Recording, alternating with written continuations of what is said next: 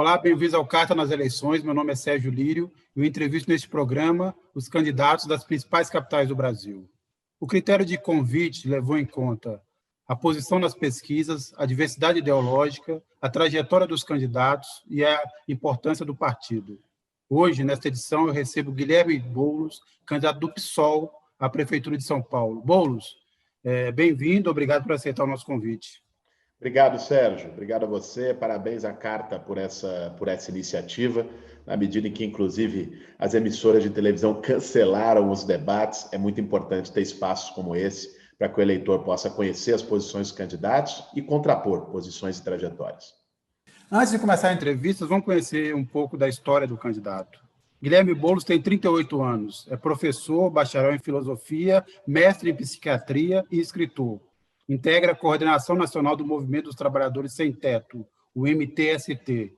Disputou a presidência da República pelo PSOL em 2018. Candidato, na última pesquisa do Datafolha, você aparece em terceiro lugar com 14%, tecnicamente empatado com Celso Russomano. Embora milite no movimento popular e represente um partido de esquerda, a maioria da sua intenção de voto está concentrada neste momento entre os mais ricos e os escolarizados. Qual a dificuldade de alcançar os eleitores mais pobres, os eleitores da periferia de São Paulo? Bom, Sérgio, primeiro o resultado da pesquisa Datafolha é muito expressivo, ainda mais quando você considera as condições desiguais dessa batalha. Eu tenho 17 segundos de tempo de televisão no programa eleitoral. O Russomano tem 1 minuto e pouco, o Bruno Covas tem 3 minutos e meio. O dinheiro que eu vou ter para fazer a campanha toda é 1 semana da campanha do Bruno Covas. As condições de máquina, quer dizer, o Russomano tem o apoio do governo federal, do gabinete do ódio em torno do Bolsonaro. O Bruno Covas tem o apoio do Dória e ele próprio a máquina da prefeitura. Então, a gente está já tecnicamente empatado com o Russomano e crescendo. Isso é um feito, é expressão de que São Paulo não quer Bolsodória, é uma batalha de Davi contra Golias em que a gente está conseguindo com muita garra resgatar um jeito de fazer política, que é um jeito com esperança, com brilho no olho, com sonho, com verdade, e é isso que está fazendo com que a gente cresça mais nas pesquisas e está tendo cheiro de virada em São Paulo. Agora, tem um ponto da pesquisa que você mencionou que tem a ver, Sérgio, com taxa de conhecimento. De fato, as minhas intenções de voto estão maiores entre quem tem mais de 5 salários mínimos, não é exatamente a elite paulistana, é quem ganha mais de 5 salários mínimos, é uma classe média, e entre quem tem ensino superior. E nós temos uma votação menor, uma intenção de voto, embora crescente, o Datafolha mostrou isso também, entre pessoas com menos de 2 salários mínimos em ensino fundamental. Mas se você quer entender esse fato, basta olhar o fator taxa de conhecimento na pesquisa. A minha taxa de conhecimento entre as pessoas com ensino superior e com renda mais alta é superior a 80%. A minha taxa de conhecimento entre quem ganha menos de 2 salários mínimos é menor que 40%. Ninguém pode votar em quem não conhece. Então, o esforço que a nossa campanha tem feito é ampliar essa taxa. Nós não temos tempo de televisão como a maioria dos outros candidatos para fazer isso.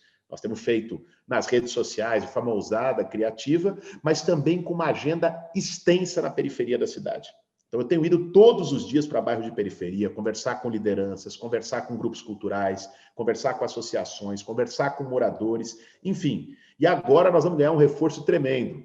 Nessa próxima semana, nós vamos iniciar a Caravana da Virada. Eu vou estar todo dia num bairro diferente da cidade. É uma caravana interativa, foram as próprias pessoas que votaram nas redes, e os 3 bairros mais votados de cada região de São Paulo são os que eu vou visitar, e eu vou ter o reforço da Luísa Erundina, Sérgio, que foi a melhor prefeita dessa cidade, tem uma presença incrível na periferia de São Paulo, uma memória afetiva por tudo que fez, um governo que inverteu prioridades. A Erundina, claro, está se preservando por conta do Covid, ela é grupo de risco, mas ela está insistindo muito para ir para a rua, tiveram que segurar a Luísa para ela não ir para a rua até agora, e a gente fez um combinado, né, que vai ser, foi adaptado um carro, uma caminhonete pequena, adaptou com uma proteção de acrílico, o pessoal está brincando que é o Erundina Móvel, e a Erundina vai circular por bairros da cidade, nos atos de campanha, com a proteção, sem ter contato direto com as pessoas, mas o reforço presencial e simbólico da Erundina vai ser muito importante para a gente aumentar a taxa de conhecimento, aumentar a intenção de voto na periferia e virar o jogo indo para o segundo turno, dia 15 de novembro. Boulos, você participou, assinou vários manifestos em nome de frentes amplas, todo tipo de frente, e o campo progressista vive nessa campanha um dilema que já se imaginava que ia acontecer, uma grande dispersão de candidaturas, né, e uma certa canibalização. O ex-senador Lindbergh Faria propôs recentemente que a Renata Souza, do PSOL, no Rio de Janeiro, abrisse mão da candidatura para apoiar a Benedita da Silva, que está em terceiro, e que o Gilmar Tato, do PT em São Paulo, fizesse o mesmo em seu favor. O que você achou dessa ideia? Sérgio, eu fui uma das pessoas que mais defendeu a unidade da esquerda. Você é testemunha disso, né? Você acompanhou como jornalista e a sociedade, e a esquerda, sobretudo, acompanhou a postura que nós tivemos no período lá do golpe parlamentar, em 2016, né, indo para as ruas, mesmo no seno do PT, né, e o governo do PT, porque a gente sabia o que estava em jogo, era muito pior. Era o Temer, era o golpismo, Eduardo Cunha. Depois, a mesma coisa em relação à prisão do Lula, Sérgio. Você também presenciou o quanto a presença do MTST, do Povo Sem Medo, e minha, em São Bernardo do Campo, nas lutas pela libertação do Lula, foi relevante, mesmo também não sendo do Partido dos Trabalhadores. E depois montando uma frente contra o Bolsonaro, né? Então, sim, eu trabalho e sempre trabalhei pela unidade da esquerda. Infelizmente, eu acho que houve alguns interesses que impediram que a gente tivesse unidade aqui em São Paulo e em outras praças. Nós conseguimos avançar, por exemplo, avançar em Recife, nós conseguimos avançar em Belém, nós conseguimos avançar em Florianópolis. Existem exemplos em que foi possível unidade. Aqui e no Rio, lamentavelmente, até aqui não foi possível. Eu não posso comentar sequer, Sérgio, propostas como essas, até em respeito a outras candidaturas que estão colocadas. Eu acho que o principal objetivo do campo progressista nessa eleição, e esse é o meu objetivo na campanha, não é atacar, canibalizar candidatura de esquerda, pelo amor de Deus. Meu objetivo é derrotar o bolsonarismo. Esse deveria ser, e no meu caso no nosso caso o objetivo nas eleições municipais desse ano. E aqui em São Paulo nós temos um adicional, tem que derrotar o bolsonarismo, tem que derrotar o Dória. É o Bolsodória, é o pacote completo, né, que nós estamos, na nossa campanha, fazendo um enfrentamento muito claro, muito contundente a essa junção perversa que junta o projeto mais autoritário que nós vimos nos últimos anos na política brasileira, representado pelo Bolsonaro, que aqui tem o Russomano como candidato, e o projeto mais elitista, que São Paulo já está cansado e não aguenta mais, que abandona as periferias, que é o do PSDB, representado pelo Bruno Covas. Esses são meus alvos na campanha. Agora, você esperava mais do Lula em relação à sua candidatura? Ou é isso mesmo? Sérgio, eu tenho respeito pelo Lula, pela trajetória política, tenho amizade com o Lula. Ele outro dia também se manifestou nesse mesmo tom. E eu não acho que o Lula vai entrar na campanha eleitoral, até aqui não entrou, não viu o Lula se envolvendo, atuando, gravou um vídeo ou outro, que ele não tenha entrado na campanha eleitoral, porque eu acho que ele está num outro patamar. Ele é a maior liderança política da esquerda brasileira, enfim, foi presidente da República 2 vezes, tem um apelo social muito forte. Enfim, eu sou candidato a prefeito de São Paulo pelo PSOL, nossa candidatura tem crescido, tem unificado muita gente, né? Tem trazido não só artistas, intelectuais, professores, mas tem trazido muitas lideranças populares cada vez mais. Eu acho que é essa energia e esse caldo que vai ser capaz de nos levar para o segundo turno e de virar o jogo na cidade. Boulos, um dos pontos centrais, um dos pilares do seu programa de governo é a criação de um programa de renda mínima, de renda solidária, né?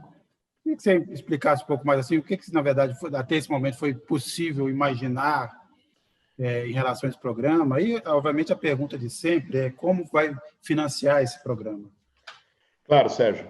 Primeiro, é um negócio assim que eu fico impressionado, que todo mundo, de repente, virou defensor de uma renda básica, de uma renda solidária, né? Eu vejo o Celso Russomano, que votou no Congresso Nacional como deputado para baixar dos 600 para 300, dizendo que vai fazer um auxílio em São Paulo. É muita cara de pau. Eu vejo o Bruno Covas, que está há 4 anos junto com o Dória na prefeitura, não fez nada em relação a isso há 1 mês da eleição, dizer que quer votar um projeto sobre o assunto. É vergonhoso. Eu sempre defendi, Sérgio, programas de renda básica, de transferência de renda, faz parte da minha caminhada política, e nós formulamos o Renda Solidária de maneira muito séria. Não é para ser uma bandeira de campanha, é para ser um programa que pare em pé, funcione e acabe com a extrema pobreza na cidade mais rica da América Latina, que é inaceitável, né? São Paulo, com as riquezas que tem, ter gente que revire o lixo para poder comer. Ainda mais agora. O pós-pandemia, Sérgio, vai ser marcado por uma crise econômica sem precedentes. Desemprego, informalidade. Nós podemos ter metade da população economicamente ativa da cidade e do país ou desempregado ou fazendo bico. O poder público vai se omitir, como tem se omitido até aqui em relação a isso, eu não aceito. Eu, na Prefeitura de São Paulo, não vou me omitir. E por isso nós vamos fazer o Renda Solidária. Como é que vai funcionar o programa? Nós vamos atender cerca de 1 milhão de famílias, né, que são as famílias que têm renda inferior a meio salário mínimo, enfim, que estão em critérios de maior vulnerabilidade na cidade de São Paulo. Nós não vamos reinventar a roda, esses critérios já estão definidos pelo Cadastro Único, que é o sistema da prefeitura, pelos CRAS, que também orienta o Bolsa Família e todos os programas assistenciais do país. Então, nós vamos fazer essa renda para 1 milhão de famílias, que é aproximadamente 3 milhões de pessoas beneficiadas de forma indireta. Veja, o valor da renda vai variar entre R$200 e R$400, a depender da renda da família, do quanto ela tem de ingresso, do seu grau de vulnerabilidade. Nós vamos priorizar a mãe solo, vamos priorizar as pessoas que estão numa situação mais precária. Então, esses R$400, Sérgio, e aí eu quero fazer um debate político com a cidade, tenho feito esse debate ao longo da campanha. Alguém que receba R$400, esse não é um dinheiro que vai e não volta. Tem muito essa crítica, desde o início do Bolsa Família, você sabe, tem uma crítica tremenda aos programas de transferência, como se fosse um presente. Um dinheiro perdido. Não. Alguém que receber esses R$400 lá no fundão da MBoi Mirim, alguém que receber esses R$400, né, lá no Lajeado, na Zona Leste, né, vai gastar isso no açougue, no mercado, na farmácia, vai gastar isso no bairro, na economia local. Isso vai ativar a economia e gerar emprego no momento que mais precisa. Então, isso volta depois para o caixa da prefeitura como arrecadação tributária sobre consumo. Então, nós vamos jogar pesado nesse programa. Você perguntou também sobre o custo e se cabe ou não no orçamento. O custo estimado desse programa, eu me reuni com economistas, me reuni com auditores da prefeitura, me reuni com procuradores, me reuni com o Tribunal de Contas do município, para entender a situação das finanças públicas em São Paulo. O custo estimado do nosso programa é 3 bilhões, 100 milhões por ano, né? Ou seja, pouco mais de 15 bilhões, ou pouco mais de 12 bilhões nos 4 anos de mandato, né? Isso, Sérgio, só o que a prefeitura tem em caixa hoje, parado no meio da pandemia, paga a renda solidária pelos 4 anos. A prefeitura tem 17 bilhões em caixa hoje em São Paulo, Sérgio, no meio da maior crise sanitária. É um escândalo. Porque essa turma do PSDB acha que prefeitura é para lucrar, prefeitura é banco. Prefeitura é para garantir vida digna e serviço público decente. Assim, só isso. Mas é óbvio, posso falar de outras fontes, até porque esse não vai ser o nosso único programa social, né? Então, o orçamento da cidade de São Paulo é 70 bilhões de reais. Nós estamos numa das taxas de investimento mais baixa dos últimos 15 anos na cidade. Então, nós vamos ampliar a taxa de investimento. 70 bi tem folga, tem margem para você investir mais. Nós vamos também, Sérgio, mexer na situação da dívida ativa. 130 bilhões de reais em dívida. A maior parte disso, grandes devedores, bancos que fraudaram ISS, que não pagaram, planos de saúde, grandes empresas. Nós vamos cobrar. A gestão atual não cobra, nós vamos cobrar. Os procuradores da prefeitura me asseguraram que com uma cobrança bem feita, digitalizada, você não pode acreditar que isso está em papel. Você acredita? Está em papel a dívida da prefeitura, é feita para fraudar. Nós vamos digitalizar tudo, com um sistema de cobrança forte, a gente consegue resgatar só dos grandes devedores algo em torno de 10 a 12 bilhões de reais nos 4 anos. Então, veja, dinheiro tem. Se tiver coragem né, de inverter prioridade, botar o orçamento no lugar certo, se tiver coragem de enfrentar os esquemas e as máfias, máfia do transporte, máfia de empresa de lixo, de empreiteira, né, balcão de aprovação, eu vou enfrentar todas elas. Não tenho medo, não tenho rabo preso. Ao contrário de outros políticos, não financiam a minha campanha eleitoral e financiam a dos outros. Então, com esses enfrentamentos, sobra dinheiro para fazer política pública em São Paulo, Sérgio. Por exemplo, né, esse ataque que você promete, essa reformulação, levaria, por exemplo, à possibilidade de você, ao mesmo tempo, implantar com o tempo a tarifa zero e melhorar o transporte público, é isso? Mas você não tem a menor dúvida. É claro que a tarifa zero ela é progressiva. Alguém que disser para você que vai fazer tarifa zero em janeiro de 2021 é um mentiroso quanto mais, não vai. O que é possível fazer e qual é o nosso plano em relação ao transporte público? Primeiro, sobre a tarifa. Nós vamos já, no início do ano que vem, ampliar as gratuidades. Então, vamos garantir passe livre para desempregado, que está previsto em lei e não foi aplicado até hoje, passe livre para estudante, que o Dória e o Bruno Covas tiraram, e passe livre para mulheres com crianças de colo. Isso nós vamos assegurar logo de início, né, para aliviar a situação das pessoas. Pense um desempregado, Sérgio. Às vezes o cara está desempregado, ele não vai ter dinheiro da passagem para procurar emprego. É um ciclo vicioso. Tem que ter passe livre. Nós vamos assegurar. Né? Agora, nós vamos botar lupa em cima dos contratos de transporte. Tem um estudo da Ernst Young que mostra que hoje o 10% do que a prefeitura paga como subsídio para as empresas poderia, né, ser resgatado se houvesse uma lupa e uma reavaliação nos contratos. Tem fraude nos contratos, tem esquema nos contratos. E uma das questões dos contratos diz respeito não só a dinheiro, diz respeito à qualidade do sistema. Eu não sei se você sabe, a remuneração das empresas pela prefeitura, ela é feita hoje de maneira absurda por número de passageiros que as empresas levam e não pelo custo real, que é o quilômetro rodado, que é a quantidade de frota na rua. Então, se uma empresa de ônibus pega um ônibus e entulha de gente dentro, ela vai ganhar mais. É um estímulo à superlotação, porque quanto mais passageiro ela bota, o subsídio é proporcional a isso. Nós vamos mudar a forma de remuneração. O subsídio vai ser proporcional ao número de carros de frota, para estimular as empresas a botarem mais ônibus nas ruas, e, ao mesmo tempo, vai ser proporcional aos quilômetros rodados. Esse é o custo real de planilha. Isso vai diminuir a superlotação. Vamos exigir também nos ônibus Wi-Fi, ar-condicionado, né? Alguns ainda não tem na cidade, ou seja, melhorar a qualidade dos ônibus, né? Isso inclusive, vai melhorar não só a vida de quem sai dos fundões, das mulheres, sobretudo, que sofrem assédio dentro do transporte público.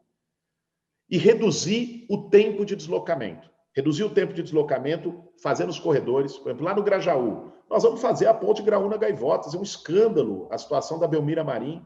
Né? Aqui, perto de onde eu moro, no fundão do Ângela, nós vamos duplicar Imboimirim com corredor de ponta a ponta. É inaceitável que isso não tenha. Vamos terminar o corredor da Radial Leste, que esse governo não conseguiu terminar. Então, fazer corredores mais e mais na cidade. Diga. Terminais de ônibus, por exemplo, estão na proposta de privatização do prefeito Bruno Covas, que concorre à reeleição. Ele até já colocou algumas linhas para serem privatizadas, como também privatizou parques, outras áreas. Então, como é que você, se eleito prefeito, lidaria com esse legado do governo Covas? Sérgio, essa turma, se deixar, privatiza até a mãe. É impressionante. Né? Eles são os reis da privataria, só sabem falar em privatizar. Chega. Né? História é essa. A prefeitura tem que apresentar serviço público. A prefeitura tem que garantir bem-estar, qualidade de vida para as pessoas. É uma coisa de querer pensar a prefeitura com a cabeça de empresa. Eu não vou seguir adiante programas de privatização na cidade de São Paulo. E aqueles em que, botando lupa, vê que teve ilegalidade e desvio, vão ser revistos. Não dá. Por que privatizar terminal de ônibus, gente? Onde é que já se viu isso? Privatizar parque, privatizar praça. Assim, é um nível de insanidade, de mercantilização do espaço público, de destruição daquilo que é público, que nós vamos interromper na cidade de São Paulo. Boulos, a gente sabe da dificuldade que o campo progressista tem para lidar com a questão de segurança. É sempre um tema muito delicado entre posições meio antagônicas. A gente sabe também que o prefeito tem limitações para atuar nessa área, mas o que é possível fazer, ao mesmo tempo, para garantir uma sensação maior de segurança, mas sem, obviamente, apelar a essa violência policial que virou corriqueira, não só corriqueira, faz parte da história do Brasil, mas se intensificou nos últimos anos, né? Sérgio, outro dia eu estava na Brasilândia conversando com um grupo de pessoas, sobretudo mulheres. A gente fez uma roda de conversa numa laje. E uma senhora, colocando os problemas do bairro, ela relatou, ela falou, Boulos, eu estava outro dia indo para o ponto de ônibus trabalhar, eu fui assaltada às 6 horas da manhã, levaram meu celular. Reclamou da segurança, da iluminação e tal. Essa mesma senhora, na mesma intervenção, disse que toda vez, quando chegava meio-dia, o coração dela apertava, porque ela sabia que o filho dela, negro como ela, estava saindo da escola, ia para a rua, e a gente sabia o que estava acontecendo com os jovens negros na periferia de São Paulo, na mão da polícia. Então, nós precisamos de um modelo de segurança pública que garanta que essa mulher não seja assaltada às 6 horas da manhã, mas que o filho dela não seja morto ao meio-dia. Esse é o dilema. E esse dilema se resolve, como em várias partes do mundo, com um modelo de segurança comunitária. Polícia comunitária, segurança cidadã. Isso não é palavra de ordem, isso existe. Isso é integrar, e aqui nós temos a Guarda Civil Metropolitana, eu tive reunido com o Sindicato dos Guardas, me reuni com dezenas de GCMs, tenho conversado com eles, com a Guarda Civil Metropolitana, que nós vamos valorizar e ela vai ser vanguarda de um outro modelo de segurança. É claro, você lembrou bem, tem um limite, eu não tenho governabilidade sobre a Polícia Militar e sobre a Polícia Civil. Eu, como prefeito, não vou ter essa governabilidade, isso é do governo do Estado. Mas a Guarda Civil pode sim fazer um policiamento integrado à comunidade, fazer reuniões com a comunidade. A Guarda Civil tem que estar lá na Brasilândia ouvindo essa senhora e toda a população onde são os pontos mais críticos. E nesses pontos mais críticos, integrado com outras secretarias, botar iluminação, ter uma viatura, ter um policiamento ostensivo maior para impedir que essas pessoas sejam assaltadas, enfim, ou sofram violência, sobretudo as mulheres que são mais ameaçadas. Mas, ao mesmo tempo, essa guarda, atuando de maneira comunitária, tem que ser vista pela população não como inimiga, não com medo, né? Mas tem que ser vista assim como uma parceira, alguém que está lá para levar um serviço público, para levar uma segurança real. Esse é o modelo de policiamento comunitário que já deu certo em várias partes do mundo. Lamentavelmente, as polícias militares no Brasil não recebem essa orientação. Eu tenho certeza que não é vontade nem de um policial, e muito menos de um guarda, correr atrás de um trabalhador para arrancar mercadoria, alguém que está querendo levar o pão para casa. Comigo, a GCM não vai fazer isso. Arrancar cobertor, colchão de um morador de rua. Comigo, a GCM não vai fazer isso. A GCM vai ser exemplo e modelo de um policiamento comunitário. Uma das coisas que eu vou fortalecer é, na escola de formação dos guardas, uma matéria contra o racismo. Então, fazer uma aula sobre racismo, fazer um curso sobre racismo, para que a gente tenha uma segurança na cidade de São Paulo menos racista do que é hoje. Pelo menos pela guarda não será racista. Né? Outra coisa, só para encerrar, Sérgio, em relação à violência contra a mulher. A gente tem a Patrulha Cidadã Maria da Penha, que é um exemplo de prevenção, combate à violência contra a mulher. Nós vamos ampliá-la, integrá-la a casas de acolhimento, né, e a políticas de atendimento a mulheres vítimas de violência na cidade de São Paulo. Isso é segurança cidadã. Bom, a gente teve duas experiências recentes. Primeiro tivemos o programa com o Haddad, o programa Braços Abertos para lidar com a Cracolândia, minimizou alguns problemas, mas não resolveu ali o problema central, continuava ali presente. Veio depois o governo Dória, desfez tudo, na verdade acabou fazendo uma espécie de espraiamento da Cracolândia pela cidade. Tirou um pouco do núcleo, mas os usuários e os traficantes foram para outras áreas. Como é que é possível atacar, de fato, esse problema, resolvê-lo da forma mais eficiente possível, obviamente pensando numa política de preservação desses usuários e tal? Como é que ataca e, vamos dizer assim, arruma uma solução de mais longo prazo para a Cracolândia? Sérgio, antes de tudo, não fazendo demagogia em cima de um problema tão grave. E o que a gente vê a cada 4 anos é gente se utilizando da Cracolândia como vitrine eleitoral para fazer marketing e demagogia da violência. Isso é inaceitável. Foi o que o Dória fez. Vou acabar com a Cracolândia, não sei o quê. 4 anos depois, a Cracolândia está muito maior. Cara, como é que você vai achar que você vai tratar um usuário de droga com porrada, com bomba? É isso que vai resolver? Francamente. Alguém acha que é isso que vai resolver de verdade? No fundo, sabe o que eu acho? Que muitas dessas pessoas, o que elas queriam é que a turma que está lá desaparecesse, sumisse, se pudessem botar no muro e fuzilar. Só que não tem coragem de dizer isso, de tão desumano que é. Mas eu acho que essa é a ideia. Porque não tratam como gente, não tratam como ser humano. A Cracolândia não tem solução rápida nem fácil, Sérgio. Quem disser que vai resolver em 6 meses está mentindo. Sim. Agora tem que começar muito rapidamente uma solução real, que passa por integrar políticas de saúde com moradia e com trabalho. Essa é a minha defesa. O programa de Braços Abertos propôs isso. E foi o único momento onde, de algum modo, se construiu um trabalho de redução na Cracolândia. Não foi imediato. E acho que tem algumas correções que precisam ser feitas no programa de Braços Abertos. O Benedito Mariano, que foi um dos coordenadores do programa, hoje está no nosso plano de governo. O que eu defendo para a Cracolândia e o que eu vou fazer a partir de janeiro na Cracolândia? Primeiro, montar um grande CAPS móvel lá, com profissionais de saúde mental, que vão fazer políticas de redução de danos, vão fazer um atendimento para que as pessoas possam ser tratadas da dependência química. Essa é uma primeira questão. Segundo, não é só o problema da droga na Cracolândia, é o problema de moradia, são sem tetos, é gente que não tem para onde ir. Então, nós vamos criar casas solidárias, que é o nosso programa em geral para a população em situação de rua, para acolher essas pessoas. São casas que vão ter entre 15 e 20 pessoas, com assistente social, com psicólogo, com acompanhamento permanente da prefeitura, para essa pessoa não ficar largada. Então, essa pessoa vai ter um espaço para poder estar lá com dignidade, acolhida. Porque o objetivo é resgatar essas pessoas. Qual é o objetivo de alguém que está lá já no limite, usando crack, degradado, está humilhado? Qual é o objetivo? É bater mais nessa pessoa? Ou o objetivo é resgatar ela para a família e para a sociedade? Para mim é o segundo.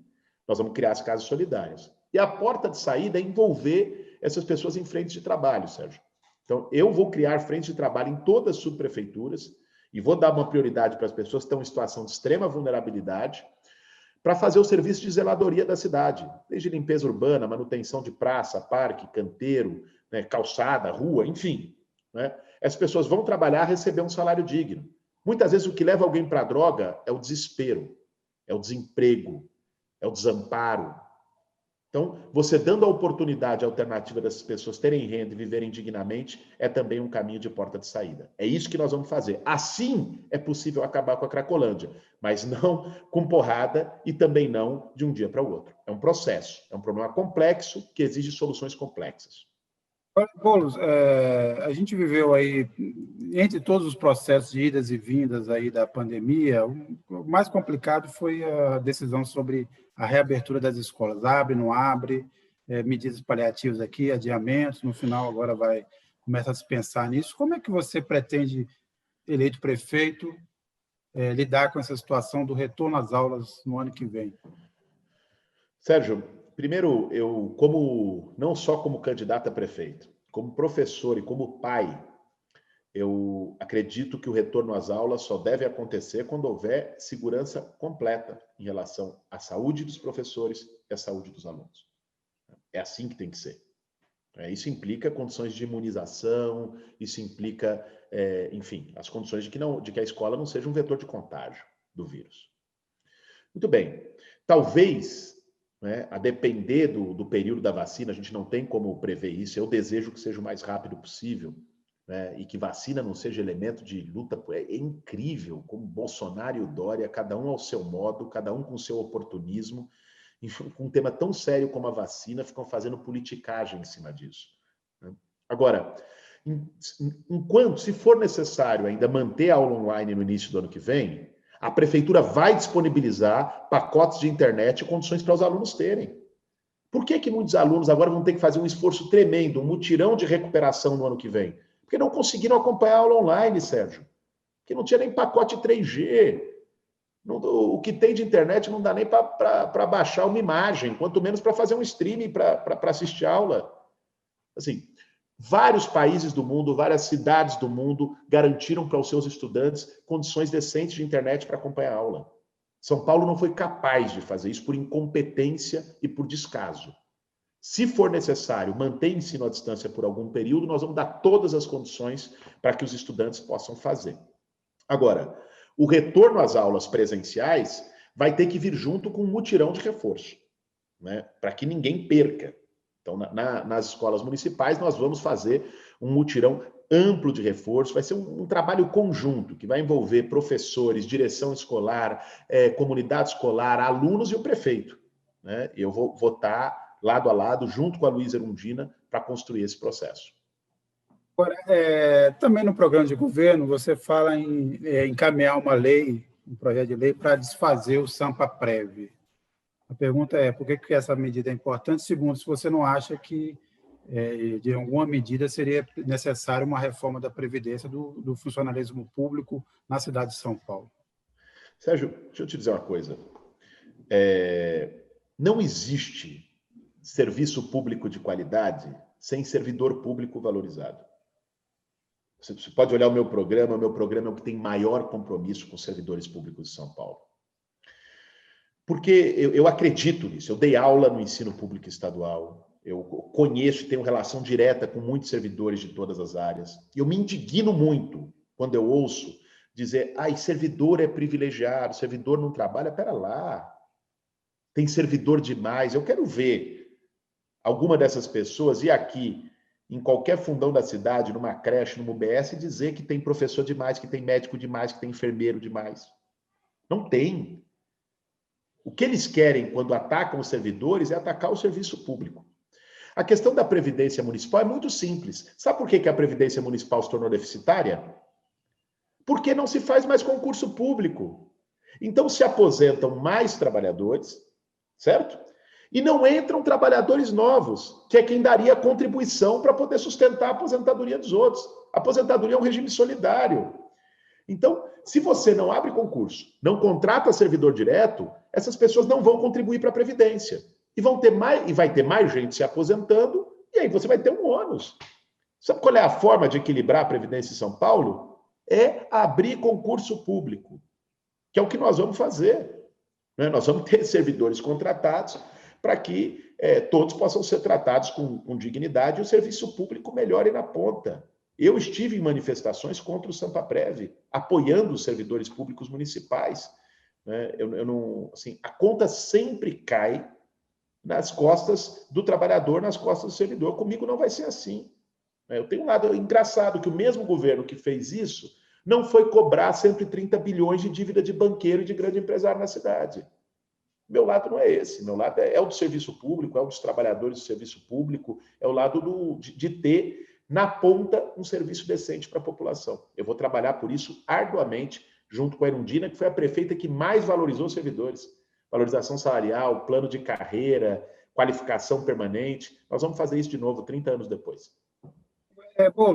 Obviamente, os 4 anos de mandato é um tempo curto, né? Principalmente numa cidade tão complexa, que acumula tantos problemas como São Paulo.